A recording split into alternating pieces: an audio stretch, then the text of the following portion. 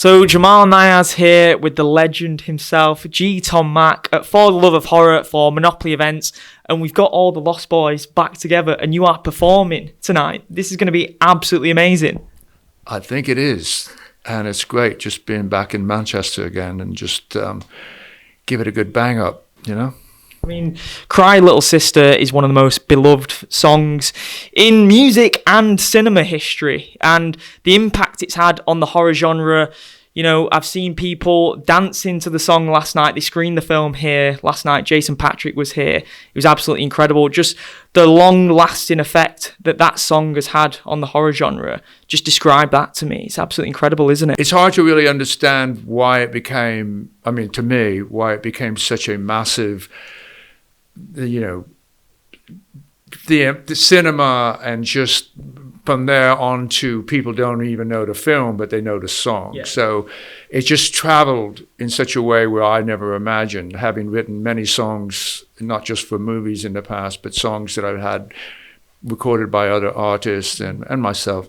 But it just took on a life of its own, actually. And yeah, I mean, it's hard to explain. I think the movie had something to do with it, you know, initially, but it just became one of those anthemic pieces of music, which I'm forever proud of, considering it took me 2 hours to write the song. When Joel Schumacher, the director of Lost Boys, asked me if I'd write the theme to the film Lost Boys, and so I said yeah, and I basically I didn't watch the film. Before that, I'd probably done about, I don't know, 12, 14 films, like Fast Times at Ridgemont High and All the Right Moves and all this other 80s films. But it was such a magical read when I had gotten the script that he sent on to me. And I just, I wrote it. I remember reading it at night. And then the next morning I got up, went to my piano, and I started to come up with an idea. And I had my guitar there. I kept going back between my guitar and piano as to figuring out what it is, where this song was going to go. And I had written it. I probably came up with it within the hour or 2 hours, I guess. And then went up to my studio, and a mate of mine who was playing this drum groove in the other room. And I said, "What is that?" And I said, "Give me that." And you know, it was just a brand new sound that we were kind of he was working on, and I just took it and just made that the groove, and the rest is history. I mean, you never know what's going to happen when you write a song. And when I wrote it, I sent it out to Joel, made a demo of it, I should say, and then he was enamored by it, and he just said, "I can't believe you've not seen a piece of footage of this film, and It just absolutely cinematically works as we're shooting the film." And then when I went out to LA to look at the film, he had me come out, and we were placing the song in the film. And the film looked nothing like what was in my mind from reading the script. How did you see it? I was living in New York at the time, and there was so much gothiness in a sort of drugged out way of, you know, crack was around, you know, it's like all this dark stuff going on. Not that I was doing that, but it was just in your face. And I just kind of, I think, was inspired by the time I was living in it, you know, in New York at the time. New York was a very kind of dark place in its way.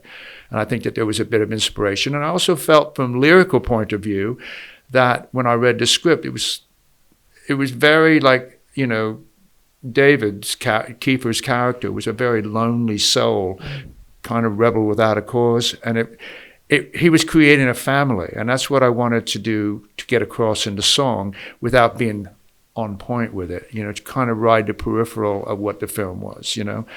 And there's never once I say vampire in the song, if you notice, because I just don't believe it. I think the script is written, ride, you know, it's like Moon River in Breakfast at Tiffany's. It just rides this. When you ride the peripheral of the film, that's what you do. You just give a vibe to it, and you tell a story within a story. And that's what I did with Cry Little Sister. Really told a story within a story.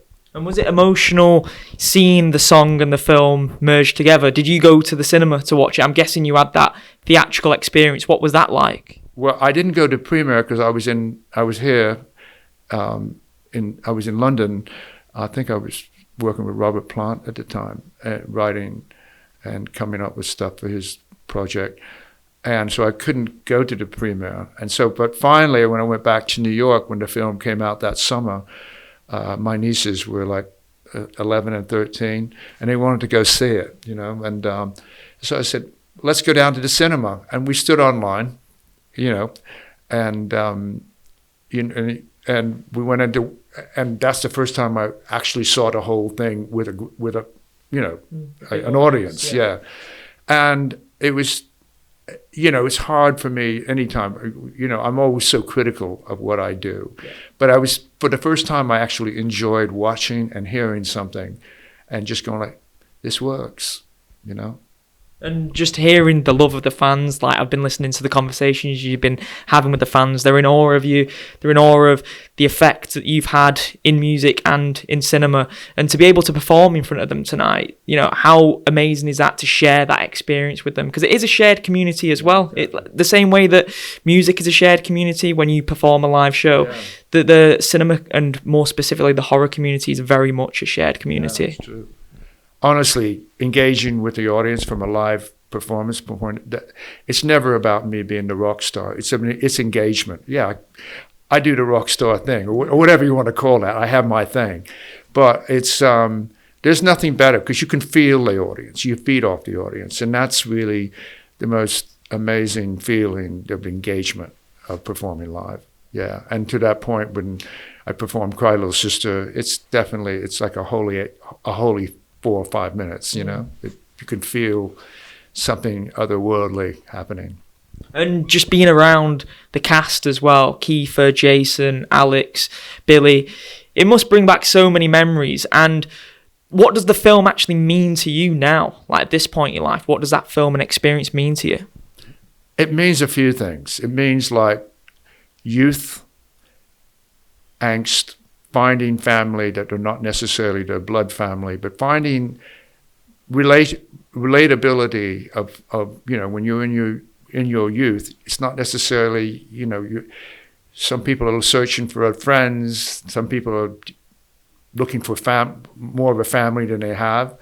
And I think what it does, I think what the song does, and I think what the film does, it's got so much great humor in it, and it's got horror, but it all meets in the center in a way. And the underlying thing is like it has caught on to wave after wave of generations, younger generations that have, you know, and that's such a gratifying experience watching that grow in that way.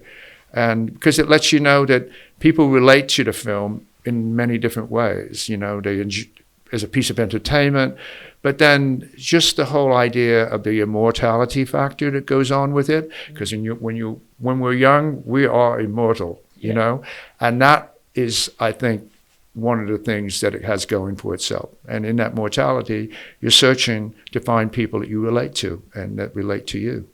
I know that you mentioned that you couldn't make it to the premiere because you was working with the great Robert Plant. I just want to know, as a massive music fan myself, who are the top 3 musicians that you've worked with?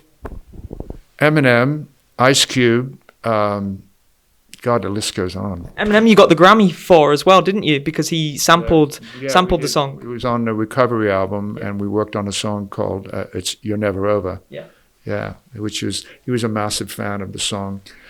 It's unbelievable. Shaquille O'Neal on national television in the States during the NBA playoffs on the halftime, they were talking about, you know, the broadcaster was saying, what's your favorite restaurant in the world? It was everything about what your fave is in the world. Yeah. And they asked Shaq, what's your favorite song of all time? He says, my favorite song is Cry Little Sister by G. Tom Mack from the Lost Boys.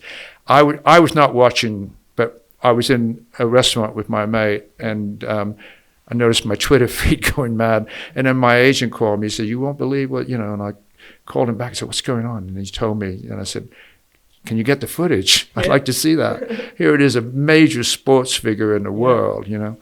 But it's crossed over to, you know, the whole hip hop world, you know. I mean, the amount of fans I have in that world. I mean, and I'm a huge hip hop fan and have been for a long time. And it's just this super gratified, you know, to have it been covered by so many different artists, and, you know, it just goes on. Amazing. Well, it's an absolute pleasure to speak with you, and it's a pleasure to have you here in Manchester at For the Love of Horror this weekend, and we're all really excited to see you perform tonight. And enjoy every second of it, man, because everyone is here to show love for you and appreciation for everything you've done. I will love every second of it because of what you just said. Thank you. Thanks so much for your time.